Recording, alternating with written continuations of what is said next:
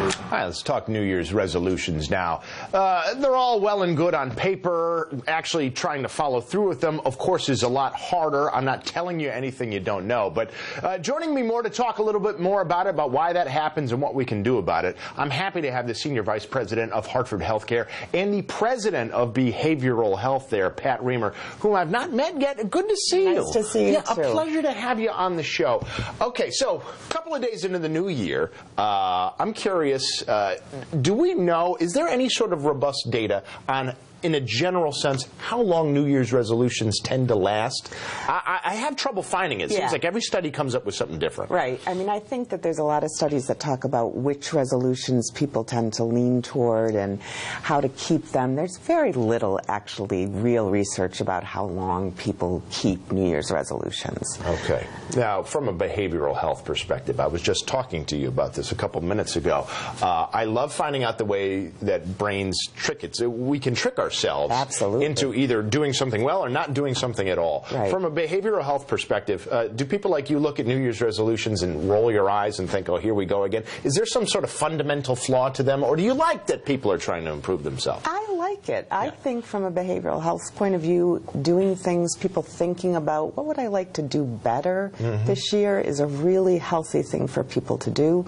And I do think some people actually I know people that have made New Year's resolutions and kept them for 30 years. Yeah. You know, if you think about people that give up drinking, for example, a lot of people, surprisingly, give up drinking on New Year's Day. And it works? And they try. It's something that, you know, again, the issue for any New Year's resolution, whether it's eating less, drinking less, exercising more, and by the way, the health ones are the ones that we see the most of, so I want to exercise more, right? Gym memberships go way up. Yes. The issue is not to stop just because you've missed a day at the gym, or you've cheated on your diet, and so it's over. I may as well just eat everything in sight today. Okay. That's really not helpful for you. The most important thing is really to, if you've made this decision to change something, to keep working at it. And if you have a slip of some kind, if you miss a day doing something, that you don't say, well, that's it, I'm done, it's over. Yeah. Just keep going at it. That's like a brain that wants you to fail in a way of finding a reason to do it. Okay. That's right. So is there any way you can sort of trick yourself out of that? Is it just as simple as not making it so absolute?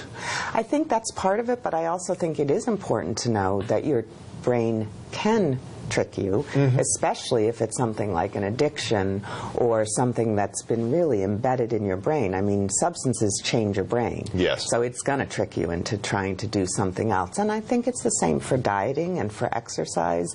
Your brain is going to say, this isn't the most comfortable thing you've done. I don't really like doing this, so let's just give it up. And you have to constantly try and make new pathways in your brain to get to doing the things that you really want to do.